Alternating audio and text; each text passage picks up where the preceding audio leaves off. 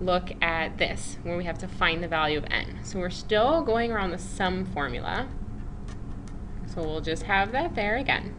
Okay, now remember what this means. This is the sum. That's the number of terms. That's the first term in my sum, and that's the last term in my sum. So what we're given here is we're actually given the sum. Okay, so the sum is 3. Okay, so that's what S sub n is. So I'm going to plug that in. Now, we don't know what the number of terms is. Okay, so we're going to go ahead and leave that as n. That's what we're trying to find, the value of n. So I'm going to have n divided by 2. Now, what we just did, remember, to find this first term, we took this bottom number and we plugged it in. Okay, so this is my arithmetic sequence right there. That's my arithmetic formula. You can see that. That's like 3n minus 10, 3i minus 10, 3x minus 10, whatever the variable is. So if I plug that in, now I'm going to have, so my a sub 1 showing you plugging in, I'm going to have 3 times 1 minus 10, which is negative 7. So that's my first term. Plus, now I'm going to need my last term. Well, my last term is going to come from taking that last term, which we don't know what it is, that nth term, and plugging it in. So if I do that, 3 times n minus 10, well, I get 3n minus 10. And that's what I'm going to put right here. Okay, so you can see we have one equation, and we only have one variable, so we're very easily going to be able to solve this.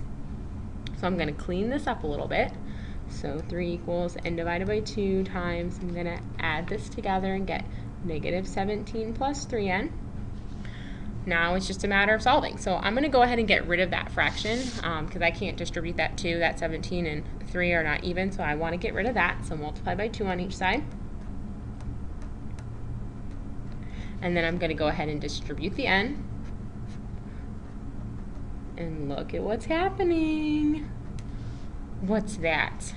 That's our good old friend quadratic. So we're going to put this in standard form now. So I'm going to subtract this 6 over and get this set equal to 0. So 3n squared minus 17n minus 6. So this is the quadratic that I'm going to solve.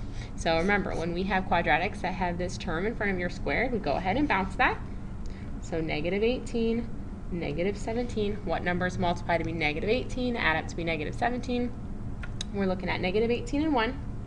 So now I've got 3n squared minus 18n plus 1n minus 6. We're doing our grouping. Taking out a 3n, we're left with n minus 6. Taking out a 1, we're left with n minus 6. This is all equal to 0. So now when I factor it, I have 3n plus 1 and n minus 6. So this is going to give me n equals negative 1/3, and this is going to give me n equals 6. So as I look at this, okay, remember, what does n stand for? N stands for a number of terms. You can't have a fractional number of terms, and you can't have a negative number of terms. So you definitely can't have a negative fraction. So this is telling me that n equals 6. There are 6 terms in this sum. Then if I added them together and I plugged in 1, 2, 3, 4, 5, 6, I would end up getting 3. N equals 6.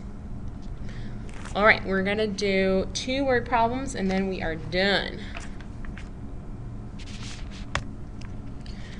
Okay, so you're probably going to want to pause the video and write this down. A marching band is arranged in 17 rows. The first row has 3 members and each row after has 2 more band members. Find the total number of band members. So finding a total number means that we're going to find a sum. So again, we're using the sum formula.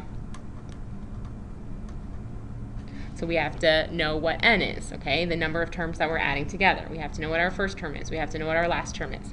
Now, as we move through this chapter, we're going to be having different types of sequences, some that follow different patterns. So my suggestion to you when you're doing word problems is always to just write out the first 3 terms so that you can see what the pattern's going to be. So the first row has 3 members, so that's going to be my first one. Each row after that has 2 more. So the next one would be 5, the next one would be 7, and we're going to do that all the way until we go 17 times. Now we don't need to write it out 17 times, but what I'm doing this for is that I can see that this is an arithmetic pattern. Now that's all we know right now, but eventually we're going to get into geometric and non-arithmetic and geometric, and we're going to have to see what the different patterns are. So it's helpful to just kind of write that out. So what we can do, what we need to know is that we need our n, we need our a1, and we need our an. So as we think about this, my n is the total number of terms that I'm going to be adding together. So that's going to be my 17 rows of band members. Well, then I need my first term. My first term is 3. There's 3 band members in that first row. Well, then I need my an, which in this case is going to be a17. Well, when we don't know something in our S formula, where do we go? Back to our A formula. So we're going back to this formula. Okay, so we're looking for that an, we're looking for that 17th term. We have our first term, which is 3. N is 17. And D, you can see that we're going up by 2. So that's another reason that we really want to write that pattern out, because it's not always the number that you see in the problem. So now as I compute this, I'm going to get that my 17th row has 35 band members. So now that I've got all the 3 parts for my S formula, it's just a matter of plugging them in. So I want the sum of 17 rows of band members. So 17 divided by 2 times my first term of 3 plus my 17th term of 35. So I have 323 band members. Woohoo!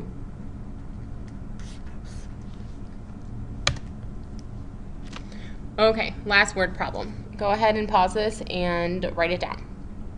Your grandma gives you $100 on your first birthday. Each birthday after that, she gives you $25 more than the last birthday. How much total money has she given you through your 21st birthday? So total money, again, is telling us that we need to find out how much is a sum. So we're going to take the first birthday plus the second plus the third plus the fourth, all the way through 21. So our sum formula, again, here it is. We need our n, we need our a1, and we need our an. So our n is going to be 21. 21 because we've got 21st birthday. Our first term is going to be how much we got on that first birthday, which is $100. And then our last term is how much we get on that 21st birthday. And we don't know how much that is. So before we can do anything, let's go ahead and start writing out the sequence. So on our first birthday, we get $100. On our second birthday, we get $125. On our third birthday, we get $150, and we keep going and going and going. Okay, so this is going to allow us to see that this is arithmetic with an additional 25 each time, so that D is 25. So when I think about my A formula, that's n minus 1, sorry.